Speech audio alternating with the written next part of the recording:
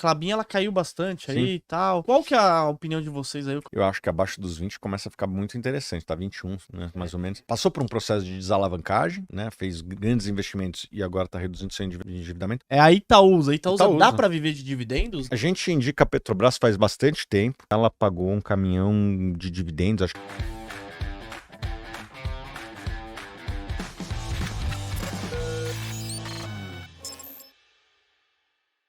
O que você acha do Barsi não investir em fundos imobiliários? Porque eu recebo muita pergunta. Fala, pô, Luan, mas eu gosto de fundo imobiliário, ali eu recebo dividendo, mas eu vejo o Barsi que, pô, ele é um investidor Tá. mais bem sucedido, né, que a gente conhece assim. Tem aí, pô, um belo histórico de investimento em ações, que recebe bons dividendos, né? Ele tem muito resultado. Mas, pô, ele não gosta de fundos imobiliários. Será que eu tô investindo errado? Ele falou que é o conto do vigário. Sim. Qual que é a sua opinião, Thiago, sobre isso daí? Bom, eu tenho um respeito enorme por ele. Isso não significa que eu preciso concordar com ele em tudo. E a minha resposta ela é baseada em números, em evidências, não é assim achismo, né? Eu acho que quando você fala é um conto do vigário, seria importante dar algum número a respeito disso, né? E os números que a gente vê da indústria de fundos imobiliários são o seguinte: você pega o IFIX, que é o índice do segmento, ele está na máxima, ou próximo da máxima, no momento que a gente está gravando. Então, não foi um mau negócio. Pode ser que amanhã caia, pode ser, mas hoje, quem comprou em qualquer momento, fundo imobiliário, está no lucro. Bota aqui vocês que estão nos vendo aqui, bota nos comentários. A sua carteira de fundos imobiliários, ela tá valorizando ao longo do tempo, sim ou não? Põe aí sua carteira de fundo imobiliário. Óbvio que vai ter um ou outro fundo que não performou tão bem, bem como tem ações que não performaram tão bem. Normal, como qualquer mercado, né? Você vai nos Estados Unidos, que é a bolsa mais pujante do mundo, tem ações que caíram 90% nos últimos 12 meses. Isso não significa que ações americanas são um conto do vigário. Tem exceções em qualquer mercado, né? Bom, então o IFIX na máxima. O IFIX superou o CDI ao longo do tempo. O IFIX superou o Ibovespa ao longo do tempo e com menos volatilidade. Um investimento ele tem que ser analisado sobre a ótica de risco, retorno e liquidez. Eu acho que a maior parte dos fundos tem uma boa liquidez para o investidor individual, para a pessoa física. O cara que vai negociar 1.000, 5.000, 10.000, 15.000, né? Exatamente. Então, a liquidez é ok. Talvez para o institucional, para o Fundo Soberano de Abu Dhabi, talvez não seja ainda. Mas a maior parte dos investidores aí tem menos de 50 mil reais em fundos imobiliários, então ele consegue entrar e sair. Então, liquidez existe. O risco, medido pela volatilidade, é 1/3 do risco de ações. E o retorno foi maior que o risco que o retorno das ações ao longo do tempo. Então, na hora que a gente vai olhar para as evidências, a gente não vê a substância nessa acusação vazia de conto do vigário. Só para finalizar, um colega de uma gestora, ele chegou e falou assim, pô, esse é um dos maiores serviços que o Barsi faz para a indústria de fundo imobiliário, que é trazer essa visibilidade para o produto. Verdade, né? E as pessoas vão lá e buscam informações e vê que as pessoas que investem falam bem, né? Então, isso gera uma curiosidade. O que é isso que ele está falando? As pessoas vão lá ver. E isso aqui a gente pode ver em números.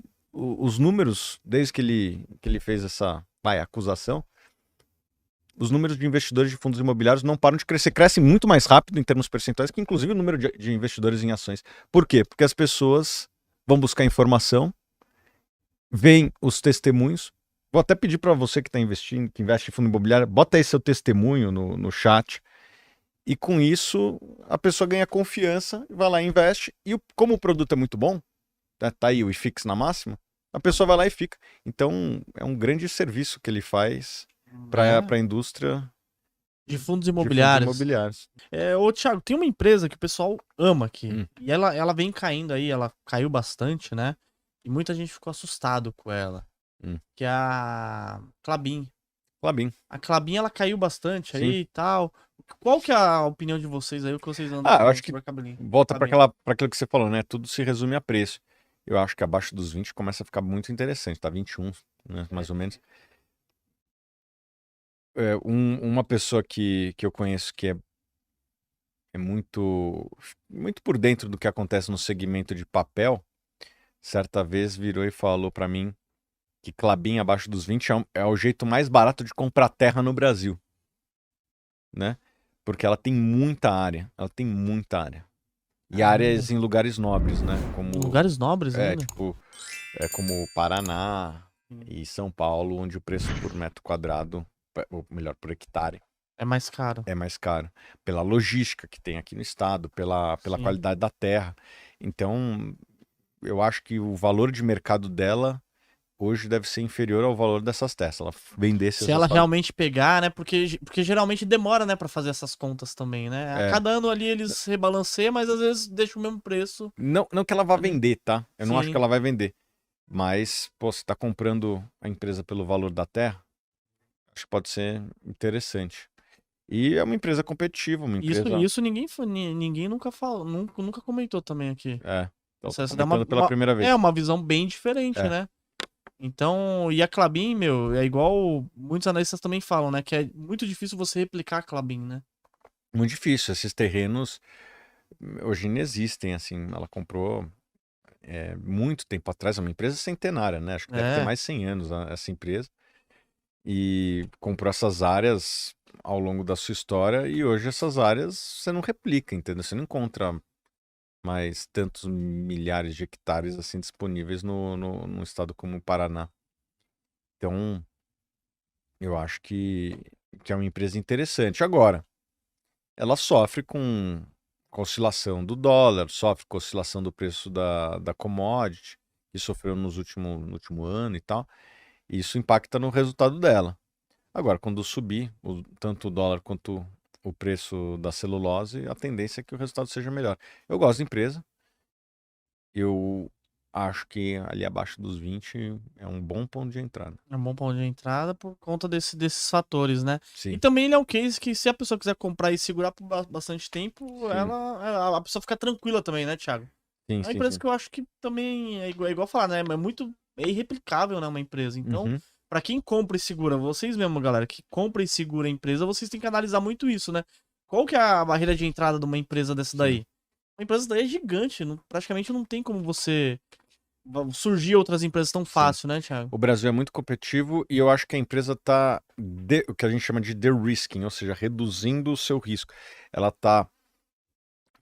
passou por um processo de desalavancagem, né? Fez grandes investimentos e agora está reduzindo seu endividamento, mas sobretudo ela está tendo uma exposição cada vez maior ao segmento de papéis que tem uma volatilidade de resultados menor. Então a empresa está ficando menos endividada e com menos volatilidade de resultados. Isso deveria se transformar ao longo do tempo num múltiplo maior e não é o que a gente está vendo. Legal. Klabin aí, gente. Então, coisas que você não escuta em lugar nenhum. E ó que já veio bastante analista de Klabin aqui, viu? É a Itaúsa. Itaúsa dá pra viver de dividendos da Itaúsa? Eu acho que em algum momento vai dar. A Itaúsa, ela é uma empresa que sempre quando paga dividendos o pessoal dá uma zoada e tal.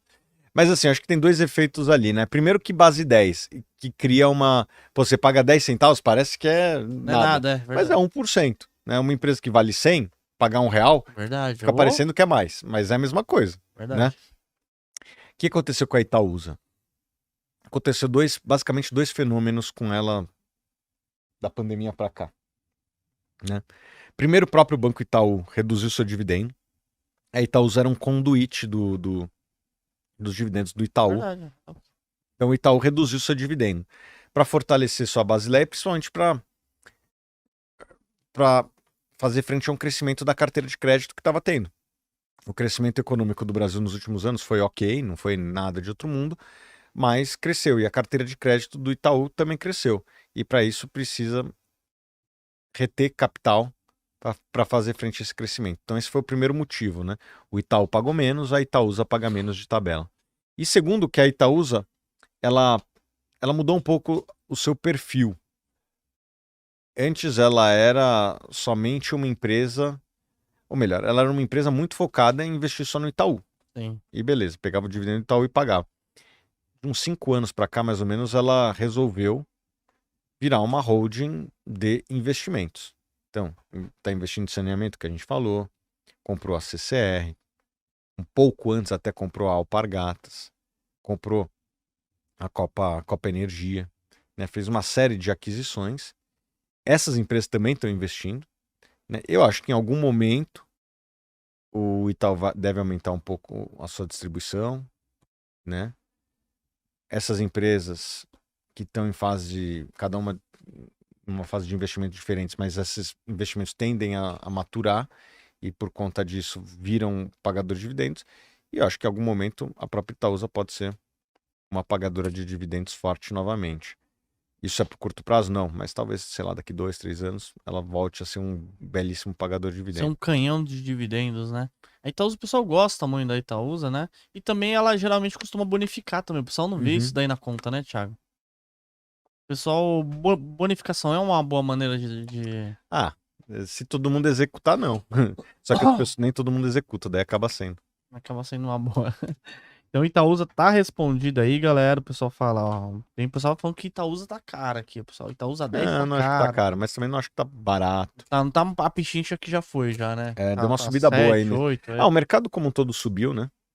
E a Itaúsa subiu junto. A Itaúsa não vai ficar pra trás também, né? Tá na máxima, aí perto da máxima, mas eu não acho que tá cara, não. Ainda tá, dá. Sei lá, 6 vezes lucro, mais ou menos isso. É abaixo da média histórica. Petrobras, você gosta da Petrobras? O que vocês enxergam ali? Você acha que tem muito risco? Você prefere ver é uma concorrente dela ou não? Cara, a gente indica a Petrobras faz bastante tempo. Faz alguns anos já, acho que desde 2020, se não me engano. De lá para cá ela pagou um caminhão de dividendos, acho que no passado chegou até 70% do preço do começo do ano, né? Um dividendo que eu não me lembro na minha carreira de ter visto. Absurdo. O que eu vejo na Petrobras? Uma empresa que tem uma estrutura de custos muito competitiva. O pré-sal, de fato, é uma dádiva, talvez a melhor reserva do planeta descoberta aí nos últimos 20 anos, né? Em termos de custo, em termos de tamanho. E a Petrobras explora muito bem. Hoje, quase 80% da produção da Petrobras vem do pré-sal. Bom, essa é a parte boa da Petrobras. Outras partes boas. Eu acho que ocorreram várias melhorias na governança da empresa de 2016 para cá, né, com algumas mudanças no estatuto da empresa, que agora voltaram atrás. Entendo por que faz essas coisas. A própria lei das estatais, né? Que o Lewandowski foi lá e pegou algumas cláusulas e ele teve uma interpretação diferente de um texto que é muito claro. Tem certas coisas que não dá para entender, ou eu prefiro não entender. E isso tudo deu uma robustez muito forte para a Petrobras. Aonde está o risco da Petrobras? Até vou voltar um passo para trás aqui. Algumas pessoas, e eu fui muito vocal da Petrobras nas redes sociais, eu falava e tal, e o pessoal falava, Thiago, você não viu que o governo e tal? Eu falei, cara, eu acho que tudo na vida tem que ser analisado friamente, né?